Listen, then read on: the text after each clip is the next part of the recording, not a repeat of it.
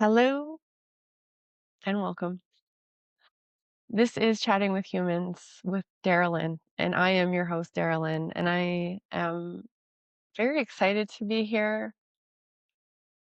I'm also here nervously showing up, doing my first solo podcast so that we can have an episode one and you can hear a bit about the why of this podcast and a little bit about me and what I'm hoping to share with you, the listener, and what I hope you can get from this podcast, Chatting with Humans. Now, clearly, I really, really niche down with the audience and who I want this to reach.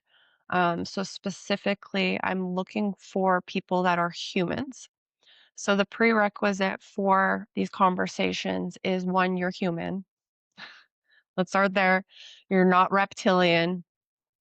Um, Although if you do have animals that happen to join you while you're recording with me, that is absolutely fine as well. No, but honestly, I felt deeply motivated to just have some really real human conversations with people of any background, any experience.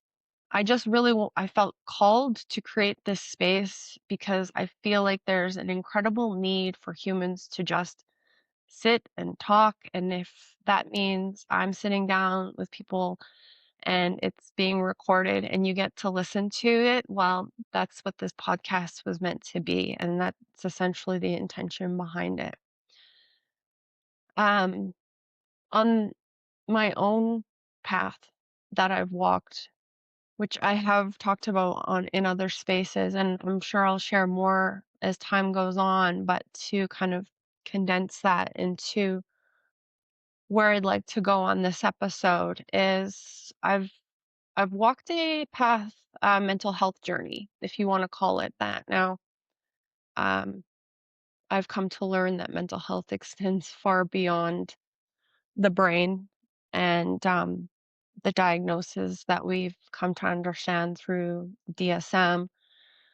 Um, but for the sake of knowing what that journey was for me, we'll call it mental health. And it really began in 2012, where I reached a breaking point and I found myself in a full blown psychotic episode, which eventually led to a diagnosis of bipolar. I was diagnosed with schizophrenia. I've been hospitalized. I've honestly lost count, but I'm sure it's in around 10 to a dozen times, sometimes for prolonged periods, up to 30 days.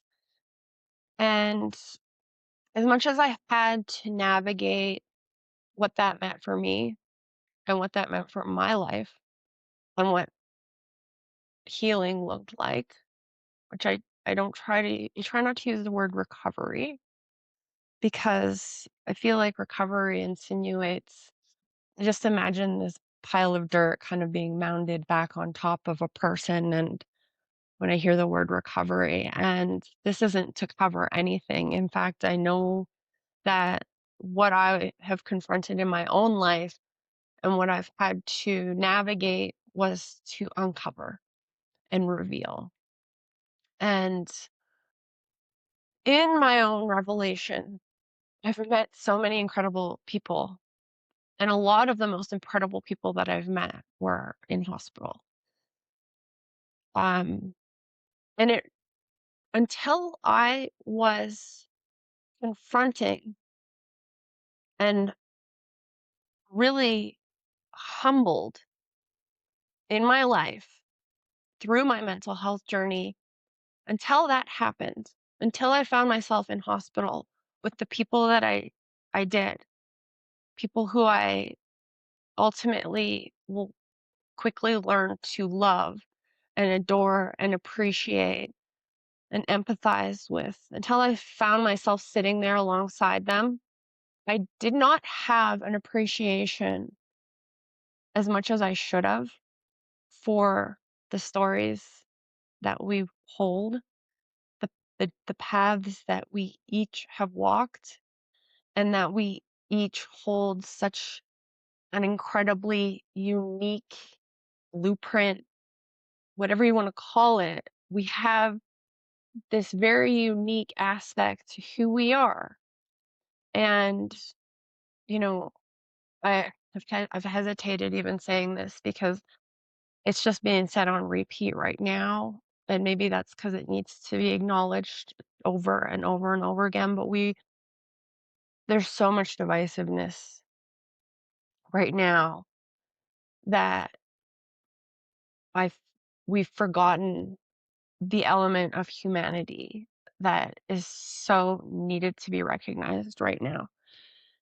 So to go back, I believe, and there were many, many reasons that I was put on the trajectory that I was with the mental health journey that I was put on, which started in my late 20s. I believe I was put on that path for many reasons. Some absolutely were karmic. Others, I call it my expedited evolution. My personal theory is that perhaps I was moving a little bit too slowly for what I was actually supposed to be seeing and learning in my 20s. So, um, God, the universe, gave me the ultimate redirect. But one thing that I haven't talked about, and what is actually fueling why I'm sitting here talking to you right now, is I did not have the appreciation that I have now for the stories that we hold. I distinctly remember when I started to have moments of more lucidity, um, and I was able to have, some retrospect as opposed to being in the trauma, in what was happening. I could say, hey, this happened to me. And I started sharing that here and there. And I was absolutely met with compassion and a certain level of listening. But what it revealed to me more than anything else was how relatable what I had gone through in some capacity was for the person that I might have been sharing that with. So, like, in the most simplistic terms that I can describe this, is my story was always met with someone else's story. This was extremely eye opening to me. And at first, my ego did not like it. How dare you have a potent story? Well, I'm trying to tell you my story was potent.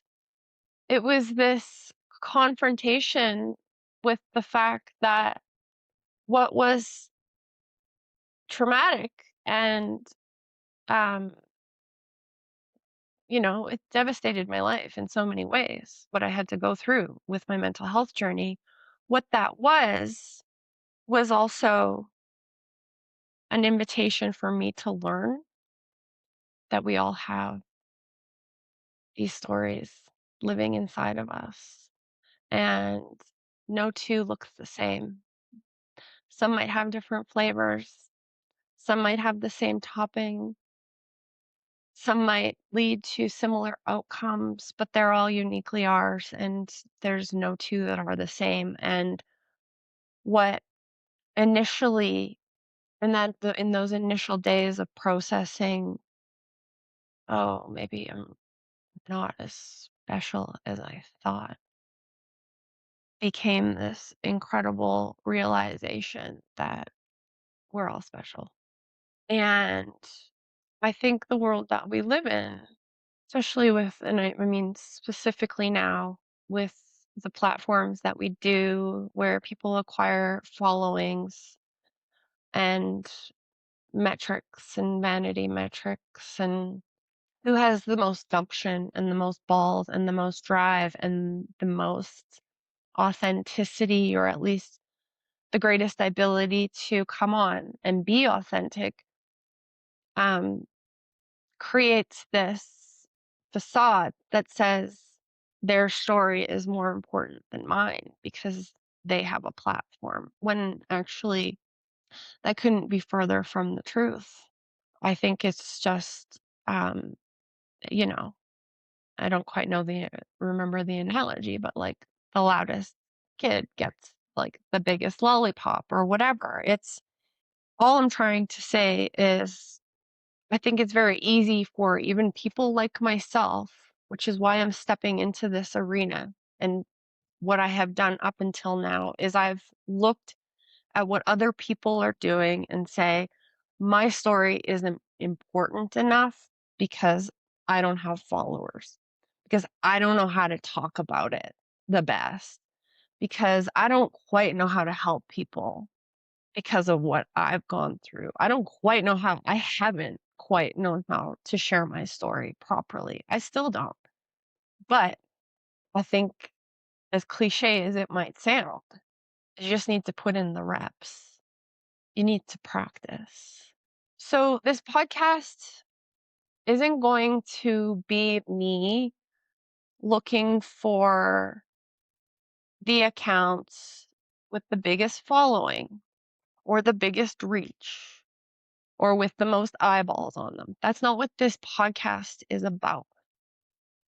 This podcast is about celebrating the people that have the stories that need to be heard, and they haven't been able to step over that threshold for themselves yet in the best way that they know how. I just want to create a doorway for more stories to be shared by everyday people so that we can start seeing that and learning like I did and the way I was confronted. And I'm sure most people already know this. I had to be taught this like many, many things in my life. I had to be taught this in a very, very real way that we all have stories. We all are unique. We all have lived through incredible things. The fact that we are all here each day is a testament to the survival and the beauty of being a human, because this is not a simple game that we signed up for when we came to this plane. I 100% believe we all have come here with a unique purpose. And it's not necessarily to be the most well-known person in the world or to make the biggest impact, how we commonly understand impact is made on this planet, but it may be just how learning how to use our voices, learning who we are, learning how to express. And this absolutely can be a mechanism for healing. So that's what this podcast is. It's a celebration of being a human and being able to share what we've lived, whether it sounds completely mundane to another person or it is the key that unlocks something in someone's brain, either for the guest, it can be healing for the guest, or for that one person that might hear that one thing that could change their trajectory and how they see life, or how they handle just one situation, or how they perceive something they've walked through.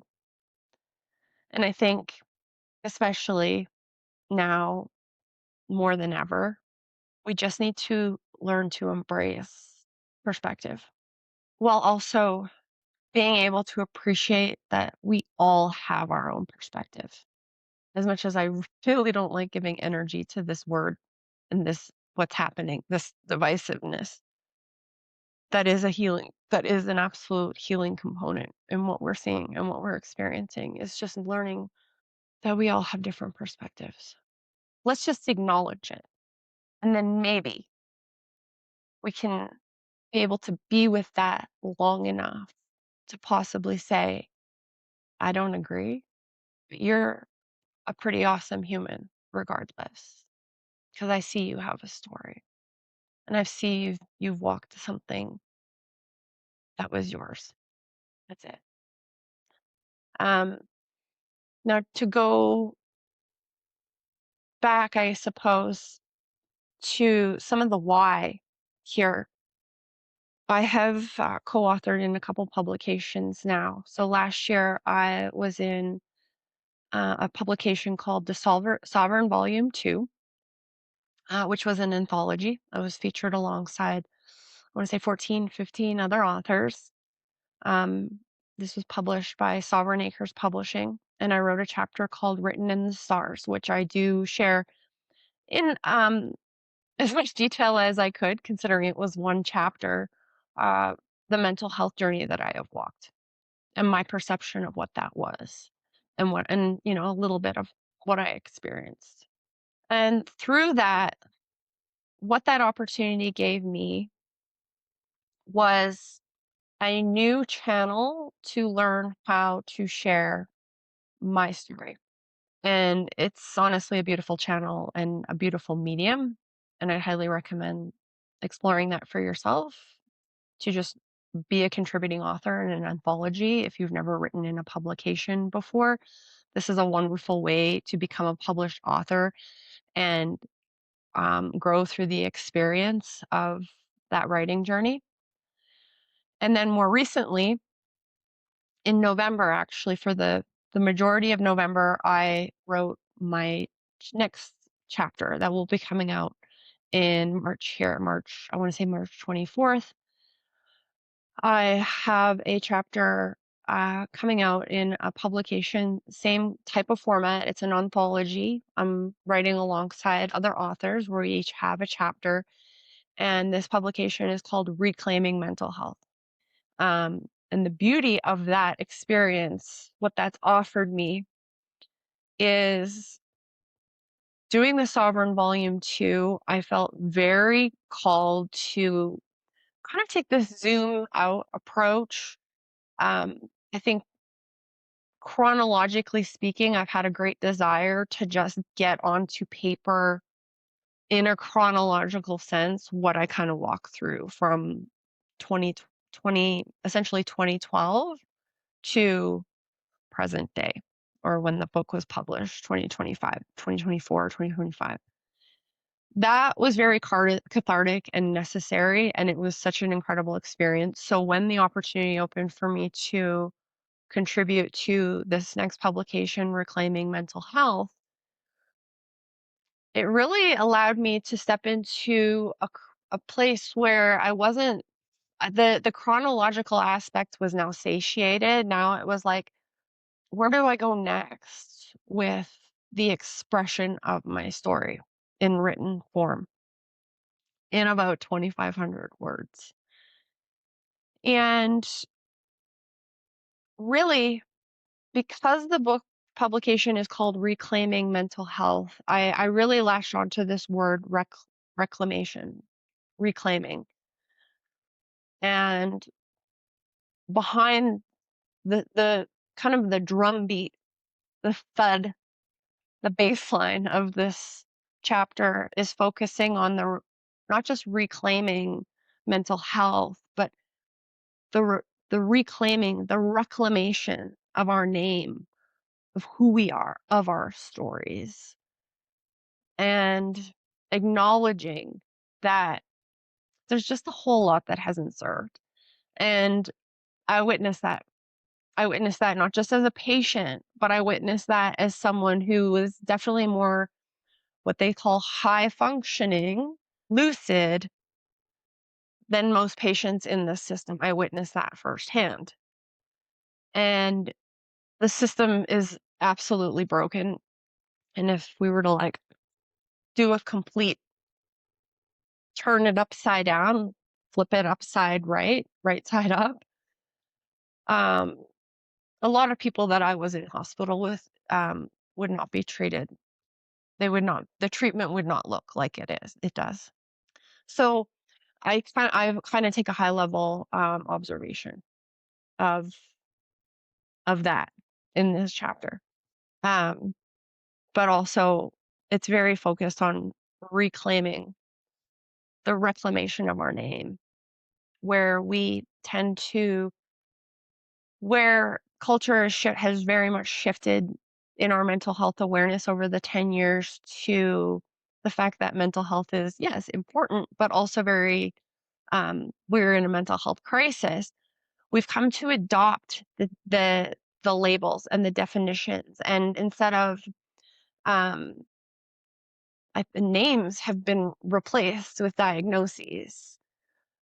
People, I can't count at this point how many people I've met that like um step in with their diagnosis before I get to meet the person that I'm talking to. It's like, I'm so and so. Oh my God, I have ADHD. I have this. I have that. So, and I do talk about this in the chapter, is this inclination to, uh, I don't use diagnosis to justify. I use it as explanation at best of maybe something I might be going through, but not to justify who or why I am the way that I am. So just a plea.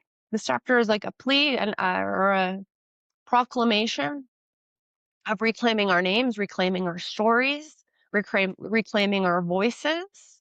Um, and at the end, it is a call and a prayer for to reclaim our humanity, which has definitely been lost in, along the way. Tolerance for the fact that we are all human, and not just tolerance for the fact that we're all human, but reverence and respect and patience for the fact that we are all human. Anyhow, I am not going to go down the rabbit hole of how, right now, at least, how obviously the upper echelons of society, if you want to call them the 1%, the elite, and how they've obviously known we're very human and how to manipulate that as well. But that is absolutely an undeniably large portion of this conversation. So the question I have been asking myself is, if this moment is calling us, everyday people, if the moment is calling us to show up and do something different in a time where the systems are churning, they're crumbling, they're falling, what is being asked of me? And the answer was, in the most simplistic form, talk to people. Talk to people. So just through my writing endeavors, which, like I said, Reclaiming Mental Health is coming out in March 2026. I'm recording this on February 17th. Um, the the written the avenue of writing and expressing has been of great service. Writing my chapter in November was extremely involved, extremely intense. I cannot tell you how much came up through that process while I was also juggling many different things. It was really difficult to. November was an extremely hard month, which in fact my mental health was. I had to be that much more diligent because I was challenged. Um, and the way that I'm able to see that for myself is just how my nervous system responds. I track my metrics with my Aura ring. And there was a lot of things that were kind of flashing red, but I pushed through it anyway. And now I've stepped into this new year, fresh priorities, fresh outlook, but also an undeniable pull or call to not only use my voice, but to also help amplify the voices of others who are ready to step over that threshold of thinking having a voice is for them. That's a they thing. That's only what people that are better than me can do. I just want to help reframe that for anyone that needs it through this medium, through this long form content. Um, and I'm really excited because I've got one episode recorded already, and that one is with my mom, which I felt was the absolute most fitting step to take. My mom is a beautiful, incredible human being, and she's we talk about this. It's already recorded. We talk about this briefly at the end of the episode, but my mom's had an incredible ability to celebrate other people for her entire life. So it was really beautiful sitting down for 60 minutes with her, having her never done a podcast before, and she absolutely crushed it, by the way. And celebrating her and just allowing her to be seen how she is in this moment right now. Um, and I've got 6 or 7 people I'll be talking to over the next few weeks, with many, many more that I'm hoping to speak with. I'm taking improv classes now, and there's some really incredible individuals in that group with unique stories, and it actually blows me away how this group came together. We're a bunch of like working professionals in all these different industries, and we all just decided, hey, let's sign up for an improv class, hit a big timeout on Sundays, and go play with other humans. Like, it's honestly one of the it gives me an incredible amount of hope just seeing us come together every week. And I hope I can get some of those my classmates on this podcast as well. And I'll be chatting with people from my publications and other publications that were published through Sovereign Acres, and just celebrating stories, celebrating the humanness, and witnessing and allowing ourselves to be seen. And if you're listening to this and been feeling that nudge to use your authentic voice, maybe we'll get to chat. I hope you can reach out, let me know, because I mean, like I said, the prerequisites for chatting with humans is that, one, you're human, you're not reptilian. Um, I guess the only other one is that I just good humans only, and I'm sure that's a very subjective thing, but you know who you are. And I guess lastly, before I close out here, is there anything else on my heart? I just wanted to I wanted to check in here because there's a lot of things I think I'd love to say, but again, just to go back to, if you are listening to this and there's been an inner dialogue that you've been telling yourself that your story isn't as important, or isn't as valid, or isn't as earth shaking, let me just tell you that is like not the point. That's not the point. Point is, how did it move you? How did it change you? How did it serve you? How did you feel? And is there a nugget in there that you could share that could potentially help someone else? The only way we will know is if you learn how to do that and share it. And that's what I'm teaching myself. The only last thing I'll say, because this has been absolutely top of mind for me as I've been moving into this process, and just thinking about where we may go with these conversations, and also just um, through what I've been experiencing going to these improv classes that I'm at every Sunday for 2 hours with this incredible group of people, and also incredible instructors, is the first day that I went to improv class. I, you know, we were doing like different exercises, but off to one side of the room it's a studio, so there is a stage, and very reminiscent of the high school stage in drama class. Everything's painted black. You got the black boxes and, like, you know curtains. Everything's black, but there's like the lights. lit up like a studio. And wasn't expecting that day for us to get on stage. And there's only 15 of us in the room, about, let's say 14, 15 people. But we did get to a point during this class where the instructor said, okay, let's pair up, go on stage. So, essentially get on stage with somebody from the group, and everyone else sits in the audience, and there we are. And we're given something that we are going to improvise, a scene, a scenario. And that was, for me, uh, that was a threshold moment. There's been a lot of times in my life where I was called to be in front of people, either through a music performance, doing a short speech in front of a class, or like throughout different grades even. Um,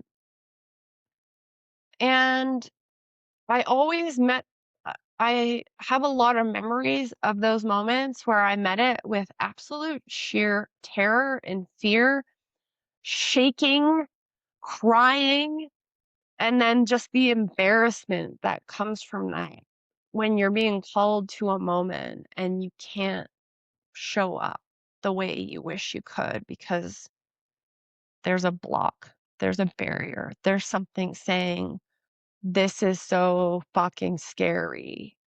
So when we got in front of the class that day and I did a skit with one of my classmates, and I was able to feel that fear, and I was able to be with it in that moment, even though it all happened so, so quickly. There was just this beautiful and great acknowledgement of stepping over all those times. It just made up for all those times I couldn't. It didn't mean I wasn't scared. I was like, I could feel I was shaking inside. But what it came down to was this: do the people in front of me, do their opinions of what I'm doing here right now matter more than what I want to be doing here right now? Am I able to show up to this moment regardless of what my brain and my ego are trying to tell me what they're thinking? It was the realization, and it was setting in motion, just doing the damn thing anyway, even though, and just saying, you know what, this is more important than all the shit that's just trying to stop me from showing up in this moment, how I'm authentically supposed to be showing up.